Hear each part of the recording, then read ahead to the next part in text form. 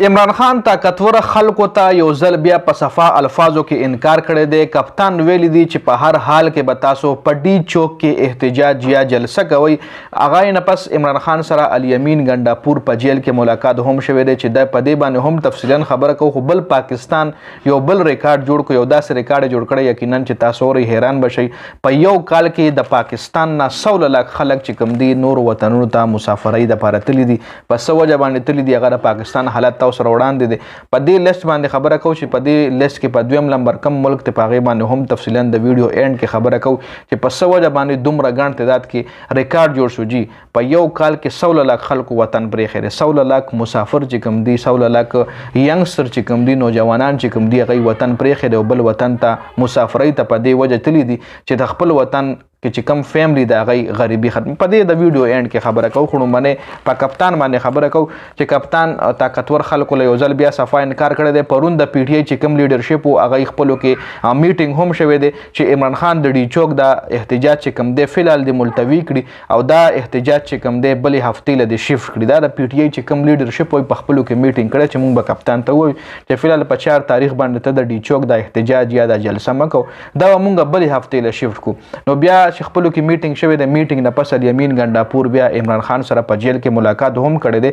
طویل 4 غنټې ملاقات نه پس الیمین ګنډاپور چې کله د جیل نه راووت نو میډیا سره هم هیڅ قسم خبره نه ده کړې او تللی ده. جی یعنی عمران خان ولا صفا الفاظو کې انکار کړی دی چې په 4 تاریخ باندې به تاسو په هر حال کې په ډي چوک کې احتجاج کوئ یا به جلسه کوئ. کپتان ولا صفا انکار کړی دی او دغه جلسه یا دغه احتجاج چې کوم دی د پی ټي آی لیډرشپ په خوله باندې ملتوي شوی نه دی. چونکې د پی ټي آی لیډرشپ که تاسو ګورئ نو چې کله هم احتجاج یا جلسه وي نو ټولو نه پهله خو پوره لیډرشپ راځي نه دغه جلسو له. بل عوام چې کوم دي په خپلو خرچه باندې ځي، مطلب په خپلو خرچو باندې جلسه کې خوراک څښاک خو بم ځان سره خپلې وړي. مطلب د پی ټي آی له طرفې عوامو له هیڅ قسم ریلیف یا د جلسه کې خوراک بندوبست یا د اوبو بندوبست یا د ډرینک د جوسو یا د شربت بندوبست نه وي. جي کارکنان چې کوم دي خپل ځان سره هر سوړي.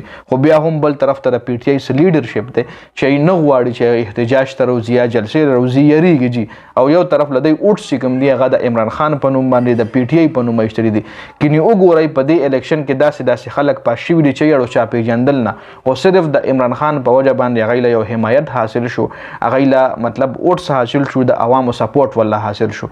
که چېرې عمده خلک د بلې پارټۍ نه ولاړ وي نو دی په بکسه کې به یو اوټ هم نو یو اوټ دی له خپل فیملی خلکو هم اوټ نه ورکړو. لکه داسې خلک اوس عمران خان سره په دې الیکشن کې پاس شوي دي او بیا هم هغوی یریږي جلسو ته نه روځي. جي ډېر د پی ټي آی ایم ان اے چې کوم دي هغوی مطلب جلسو ته راځي نه او که راشي هم نو واپس نیمه کې وتښتي. اوس په خبرو کو جي چې د پاکستان نه په یو کال کې 100 لک خلکو پاکستان پرېښی دی. 100 لک خلک پاکستان پرېښودو باندې مجبوره شوي دي او بل وطن کې رهایش پذیر شوي دي د کار دپاره، د جابز دپاره، د پیسې ګټلو دپاره. پاکستان کې چې کوم د مهنګۍ طوفان راغلی دی نو هغې په یو کال کې 100 لک خلک مجبوره کړي دي او هغوی پاکستان نه بتلو باندې مجبوره شوي دي. جي دا خو د پاکستان خبره دی نه پس دویم چې کوم ملک دی سودان دی.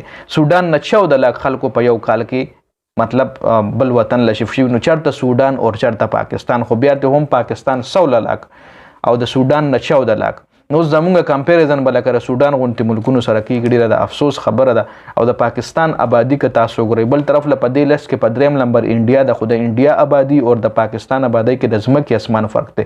د پاکستان آبادي چې 3 ځله 3 سره ملټیپلای کړو د انډیا آبادي به جوړه شي. په کار خو دا وه چې د پاکستان نه 100 لک تلل نو د انډیا نه د 25 لک تللی وي، 20 لک خلک تللی وي. خو بیا هم نه، د انډیا نه د پاکستان نه کم خلک چې کوم دي وطن پرېښودو باندې مجبوره شوي دي. جي دا اپډیټ شو د ویډیو کتلو زیاته مننه. والسلام.